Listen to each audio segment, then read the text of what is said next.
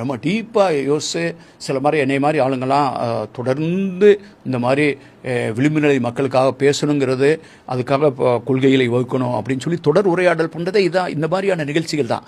அவர் அவர் இறந்து போகிறதுக்கு முன்னால் நீங்கள் திடீர்னு இதை போய் நினைவுபடுத்துவீங்க நான் நினைக்கவே இல்லை. நான் அப்போ இந்தியா டுடேல என்னை இன்டர்வியூ பண்ணாங்க. அதனால எனக்கு நல்லா ஞாபகம் இருக்குது. எனக்கு வாழ்க்கையின் மீதான காமம் போயிருச்சுன்னு சொன்னேன். ஆமாம், இதில் ஐ லாஸ்ட் லஸ்ட் ஃபார் லைஃப் அப்படின்னு. இந்த லஸ்ட் ஃபார் லைஃப்ங்கிறது இர்விங் ஸ்டோன் எழுதின ஒரு புத்தகம். இந்த வின்சென்ட் வென்ஹாங் அப்படிங்கிற ஒரு ஓவியன், அந்த ஓவியனத்துடைய வரலாறை அடிப்படையாக கொண்டது. அந்த லஸ்ட் ஃபார் லைஃப் அதை நான் படிச்சிருந்தேன்.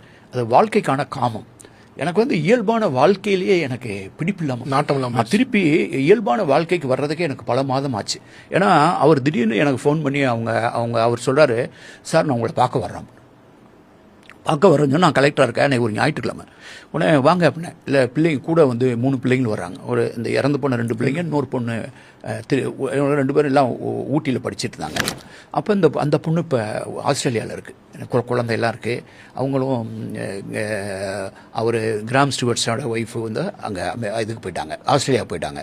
இவங்கெல்லாம் சேர்ந்து வர முடியாது. என்னுடைய பால்யக்கால நண்பர் ஒருத்தர் வந்திருக்காரு ஆஸ்திரேலியாவிலேருந்து என்னை பார்க்க. ஸ்கூலில் படித்தவர், அவரையும் கூட்டு வரேன்னார்.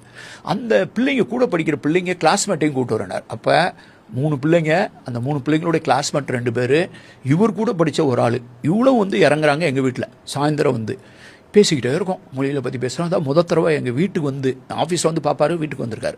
என்னடா பேசிக்கிட்டு இருக்காருன்னு போய் எங்கள் வீட்டில் போய் காலிஃப்ளவர் வெளியில் தோட்டத்தில் போய், நாங்கள் வீட்டுக்கு பின்னால் தோட்டம் இருக்கோம், காலிஃப்ளவர் நாங்கள் பறிச்சுட்டு வரோம். எங்கள் வீட்டில் பக்கோடா செஞ்சாங்க, காலிஃப்ளவர் பக்கோடா. அந்த பிள்ளைங்க போட சாப்பிட்டுட்டு இருக்கேன். இன்னும் வேணுங்கிற மாதிரி முகத்தை பார்க்கணும். என் ஒய்ஃபு புரிஞ்சுட்டு திருப்பி டார்ச் லைட் எடுத்துகிட்டு போவோம். நைட்டு அந்த டார்ச் லைட்லாம் போனால், அந்த தோட்டத்தெல்லாம் போனால் ஏதாவது பாம்பு கும்பு இருக்குன்ட்டு நானும் ஓடி போய் கூட போய் பறித்தேன்.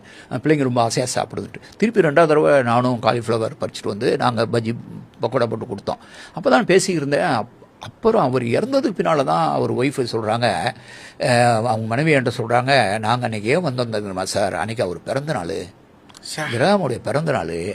அவர் யாராவது மனசுக்கு பிடிச்சவங்க, நல்லது செய்கிறவங்க, அவங்க யார்கிட்டையாவது அப்படி போய் கொஞ்சம் நேரம் டைம் ஸ்பெண்ட் பண்ணுன்னு சொன்னார். என்ன இப்படி சொல்லாமல் விட்டீங்களே என்கிட்ட, அப்படி ஒரு பிறந்தநாள் வாழ்த்தாவது சொல்லியிருப்பேன், ஏதாவது ஒரு புத்தகமாக ஏதாவது நான் ஒரு பரிசாவது கொடுத்துருப்பேன்ல, அவ்வளோ பண்ணுறது.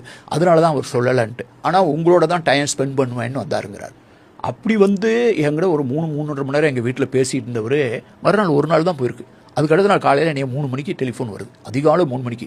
அவங்க ஒய்ஃபு கலக்கத்தோடு பேசுகிறாங்க. என்னமோ ஒரு தகவல் கேள்விப்பட்டேன். அவங்களும் சொல்கிறாங்க அதை உறுதிப்படுத்திக்கணும். அப்படிங்கும்போது என்னை பார்த்துட்டு போய் ஒரு 36 மணி நேரம் கூட இருக்குது, ஒரு 20-30 மணி நேரம் ஆயிருக்கும்.